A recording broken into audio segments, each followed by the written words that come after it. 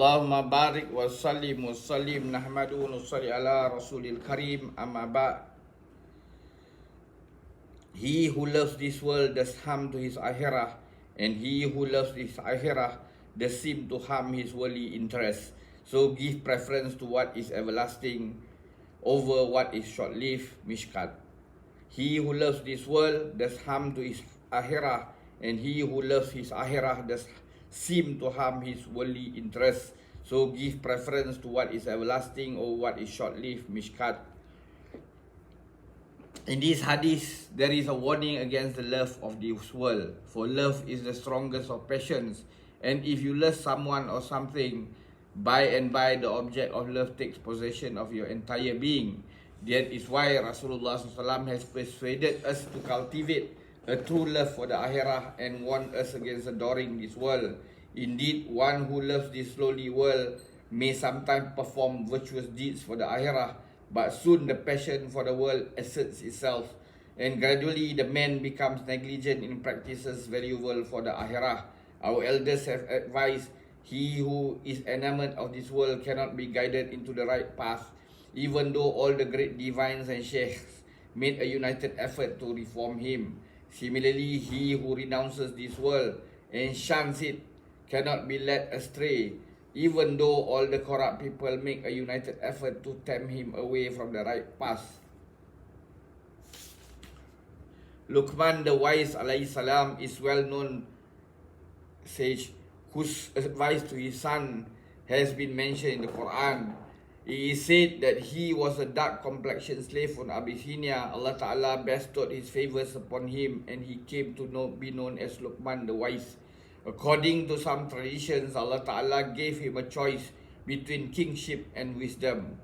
He said that he preferred wisdom. Another hadith said, Allah Ta'ala asked Luqman whether he liked to be a king and justly rule over people. He submitted, "Oh my Lord, if it is a command from you, I must obey, for in that case I shall be assisted by you.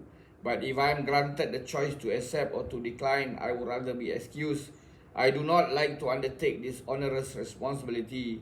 The angels questioned him about it. He said to them, a ruler is always in a difficult situation.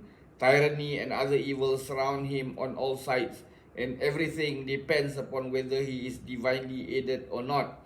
If he just rules justly, he can attain to salvation. If not, he is led astray from the path leading to Jannah.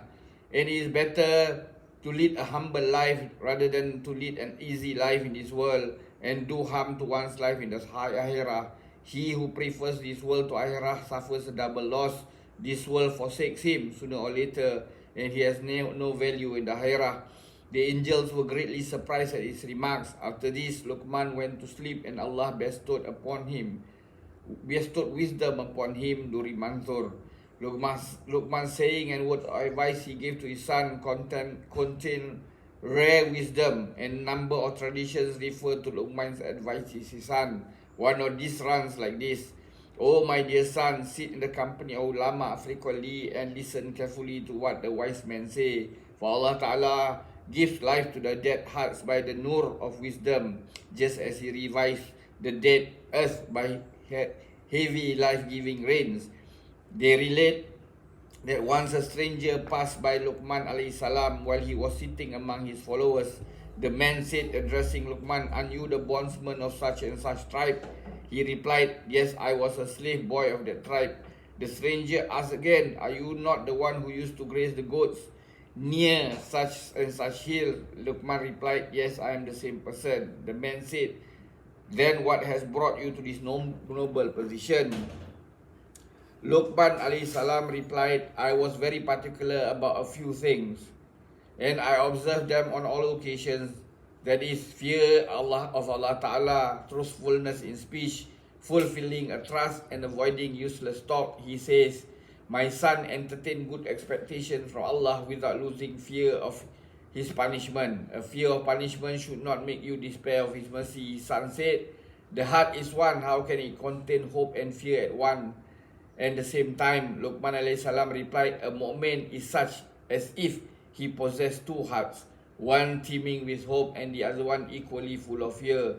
He advises his son to recite Rabbi ghfirli, oh my Lord, forgive my sins frequently. For there are certain hours during which Allah special favors descend upon men, and everybody is granted whatever he asks from Allah Ta'ala. Inshallah, we will continue. May Allah give us tawfiq to put all this into practice and convey to others. Subhanallah wa bihamdi, subhanakallahumma bihamdika, asyhadu an la anta astaghfiruka wa atubu ilaik. Wa ana rabbika rabbil izzati amma yasifun wa salamun al mursalin. Alhamdulillahi rabbil alamin. Taqabbal.